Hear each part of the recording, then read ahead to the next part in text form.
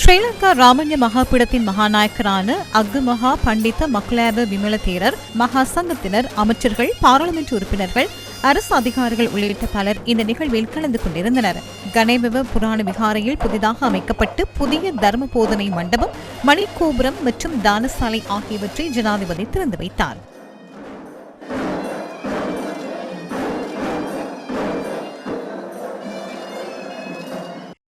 விகாராதிபதி கத்னோருவே ஸ்ரீதம்ம தேரரின் போதனைகளை அடிப்படையாக கொண்டு தயாரிக்கப்பட்ட திவிமங் சதகம் என்ற நூலும் இதன்போது வெளியிடப்பட்டது.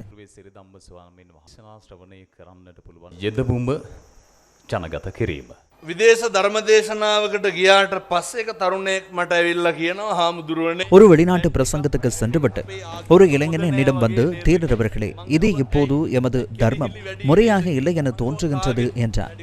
நான் ஏன் என்று கேட்டேன். தொல்லைகள் அதிகம் என்றார். யாரிடமிருந்து என்று கேட்டேன்.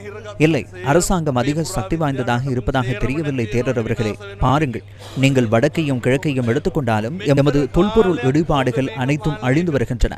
முன்பு இப்படி இருந்ததில்லை என்று எனக்கு சொல்லப்பட்டது. இவ்வளவு காலமாக இவற்றை யார் ஆண்டு வந்திருக்கிறார்கள்?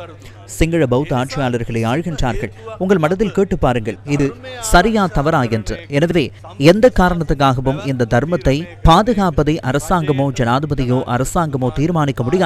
முஸ்லிம் மக்கள் வந்து நன்கொடைகளை வழங்குகின்றார்கள்.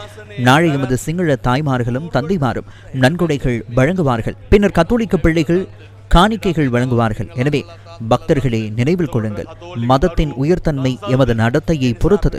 பௌத்த மலர்ச்சி என்பது பௌத்த மறுமலர்ச்சி இடம்பெறுவதை வெளிப்படுத்தும் அறிகுறிகளே இவை. මේ තමයි බෞද්ධ ප්‍රබෝධය ඇති වෙනවා කියන්න පහළ වෙන ඉඟි සලකුණු. போதைப்பொருள் அச்சுறுத்தலை கட்டுப்படுத்துவதற்காக மேற்கொள்ளப்பட்டு வரும் முயற்சிகள் குறித்து ஜனாதிபதி இங்கு கருத்து வெளியிட்டார். ගියවුරුදු 10 වෙනි මාසේ 30 වෙනිදා ඉඳන් අද වෙනකොට ஹெரோயின் கிலோ 1947ක් අත්අඩංගුවට. கடந்த ஆண்டு 10ஆம் மாதம் 30ஆம் தேதி முதல் இன்று வரை 1947 கிலோகிராம் ஹெரோயின் பறிமுதல் செய்யப்பட்டுள்ளது. அது 39 மூடை ஹெரோயின் ஆகும். மேலும் நாங்கள் 2062 கிலோகிராம் ஐஸ் போதைப் பொருளை பறிமுதல் செய்தோம். சுமார் 41 மூடைகள், 299 கிலோகிராம் கொக்கைன், சுமார் 6 மூடைகள் பறிமுதல் செய்யப்பட்டுள்ளன. எங்களால் இன்னும் இதை நம்ப முடியவில்லை. நாங்கள் இவை அனைத்தையும் பறிமுதல் செய்துள்ளோம். இதுவே எங்களால் பறிமுதல் செய்ய முடிந்த அளவு.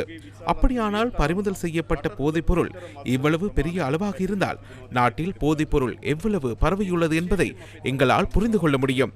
எமது இளம் தலைமுறையினர் எத்தனை பேர் அதற்கு பலியாகியுள்ளனர், அதனையும் எம்மால் புரிந்து கொள்ள முடியும். மேலும் கடந்த 4 மாதங்களில் நாம் 1,86,000 பேரை கைது செய்துள்ளோம். 21 வயதுக்குட்பட்ட 6,064 சிறுவர்களும் 138 சிறுமிகளும் கைது செய்யப்பட்டுள்ளனர். அவர்களே இளம் தலைமுறை. 83 தானியங்கி துப்பாக்கிகளும் பறிமுதல் செய்யப்பட்டுள்ளன. சட்டவிரோத ஆயுதங்கள், போதைப் பொருட்கள், போதைப் பொருட்களுக்கு அடிமையானவர்கள் எமது இளைஞர்களுக்கு முன்னால் ஒரு அழிவுகரமான கதவும் அவர்களின் எதிர்காலத்தை பாதுகாக்கும் ஒரு கதவும் உள்ளது. அந்த அழிவுகரமான கதவின் பின்னால் பாரிய சக்திகள் உள்ளன என்பதை நான் அறிவேன். ஒரு காலத்தில் இதற்கு அரசியல் பலம் இருந்தது. ஒரு காலத்தில் இதற்கு அரசு அதிகாரம் இருந்தது. இந்த போதைப் பொருட்களுக்காக திறக்கப்பட்டுள்ள கதவு பெரிய சக்திகளால் ஆதரிக்கப்படும் ஒரு கதவு. எனவே நாம் அந்த கதவை மூட வேண்டும். அதை மூடுவதற்கு நாம் அதே அதிகாரத்தையும் இன்னும் அதிக அதிகாரத்தையும் பயன்படுத்த வேண்டும். நான் கூற விரும்புவது என்னவென்றால், இலங்கையில் முதன்முறையாக போதைப் பொருள் குற்றங்கள் மீதான அரசியல் அதிகாரத்தை நாம் உடைத்துள்ளோம். யாருக்கும் அரசியல் ஆதரவு சிறிதும் கிடைக்காது. எவருக்கும் பாதுகாப்பும் கிடையாது. කිසිවෙකුට දේශපාලන අනුග්‍රහය ලැබෙන්නේ නැහැ, ආරක්ෂාව ලැබෙන්නේ නැහැ. அங்கு வருகை தந்த மக்களுடன் ஜனாதிபதி சிநேகபூர்வ கலந்துரையாடலிலும் ஈடுபட்டார்.